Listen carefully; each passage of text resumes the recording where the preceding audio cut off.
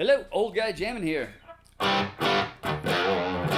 We've got the JCA Jet City Amplification 22, and this is I don't know why these didn't just show up just everywhere. It took me about 6 months waiting to find one available.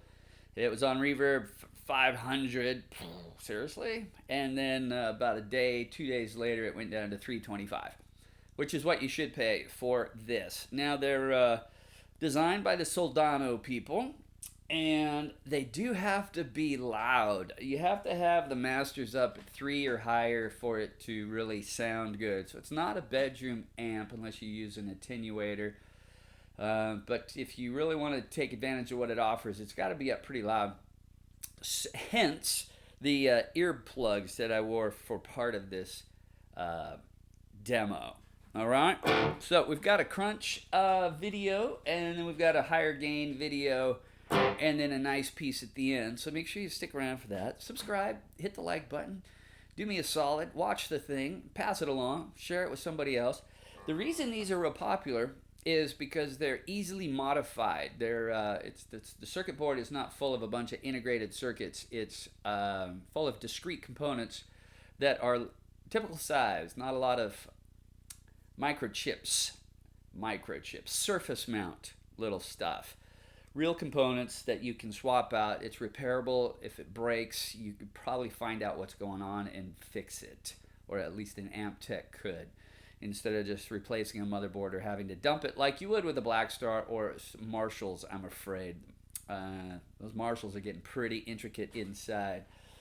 So heavily moddable. They have, in fact, there's a guy, Tone City. I'll put the link in the description. He's probably got 45 different mods for these. The most popular are the Captain Crunch, which tightens up the crunch channel apparently.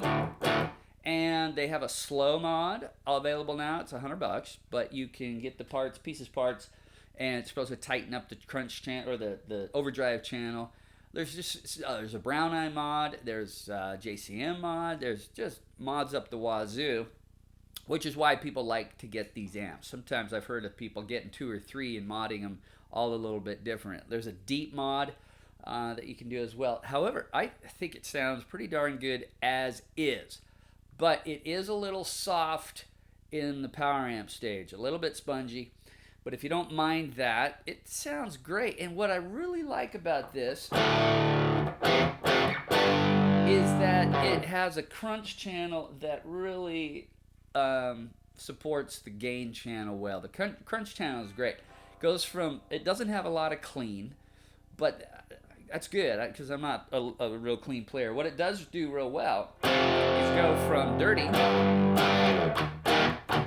thumpy down to, it cleans up really well with just rolling off your volume and maybe switching pickups. It's chimey, nice and bright.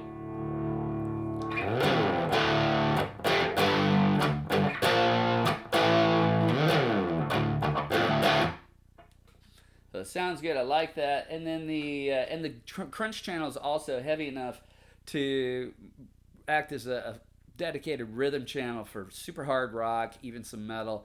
And the overdrive channel compresses nicely once the gain is boosted a ways. It compresses nicely, works as a lead without having to have a boost pedal if you don't want one. So it's pretty nice amp. And they go for about $325 used. It is huge. It's enormous. It's huge. But nice big knobs, which is nice, instead of little tiny ones that you can't see. So that's a plus as well. All right, so we'll get into this now, and I'll send you off to the high gain demo.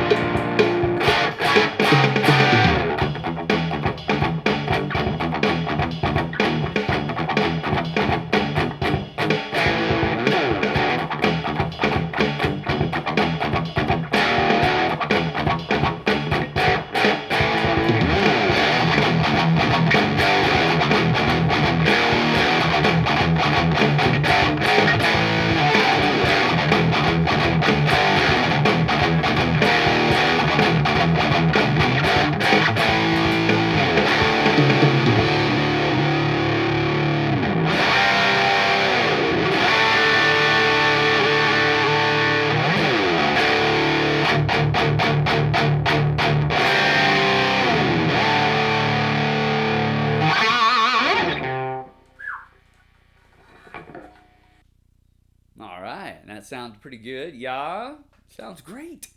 Anyway, well, let's go off to the Crunch channel, and then I don't think I'll have any more to say. We'll let you go, and stay tuned for the ending, though, because we get the overdrive dimed, and we do some pretty mushy metal, dark death type metal. That's not chugging at all, but it works great for that if you want. So it can chug, mostly on the Crunch channel, but it can do doom as well, and it does doom real well.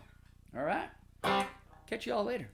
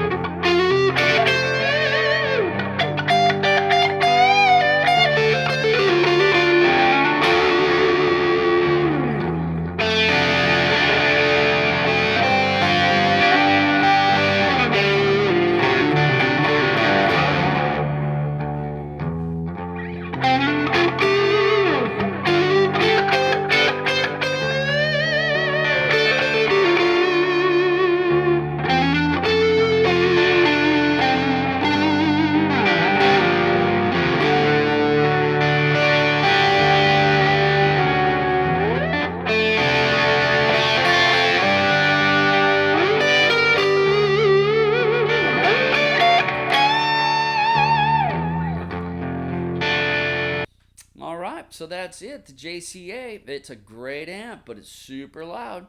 Stay tuned through this last little bit. Let me know what you think at the end. Appreciate it.